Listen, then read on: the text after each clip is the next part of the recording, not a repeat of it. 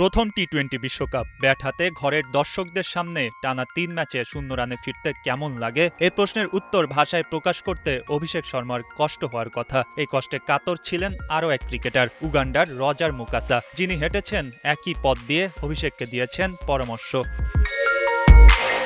২০২৪ সালের টি-20 বিশ্বকাপ উগান্ডার প্রথম বিশ্বকাপ। রজার মুকাসা ছিলেন সেই বিশ্বকাপ দলের সদস্য। তবে মুকাসার জন্য সুখকর কিছু ঘটেনি সেবার। উগান্ডা জিতেছিল পাপুয়া নিউগিনির সাথে। সুখের স্মৃতি বলতে ওটাই। কিন্তু মুকাসা ব্যক্তিগতভাবে ভুগেছেন চরম হতাশায়।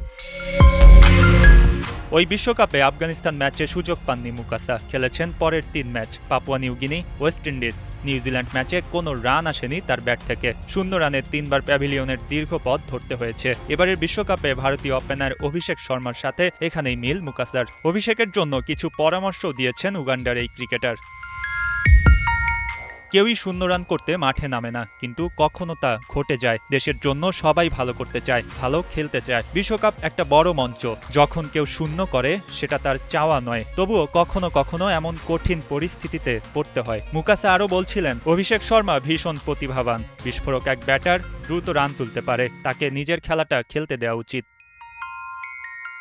এবারের বিশ্বকাপে কোয়ালিফাই করা হয়নি উগান্ডার, তবে বিশ্বকাপের খোঁজ খবর তারা ঠিকই রাখছেন। সন্ধ্যা 8:30টায় সুপার 8-এর ম্যাচে ভারতের প্রতিপক্ষ সাউথ আফ্রিকা। এই ম্যাচটিতে অভিষেক শর্মার উপর হয়তো আলাদা করে নজর থাকবে। উগান্ডা থেকে চোখ রাখবেন আরও একজন, রজার মুকাসা। দেখতে চাইবেন ৩ ম্যাচ শেষে রানে ফেরেন কিনা অভিষেক, নাকি পুড়তে হয় আরও কঠিন অনলে।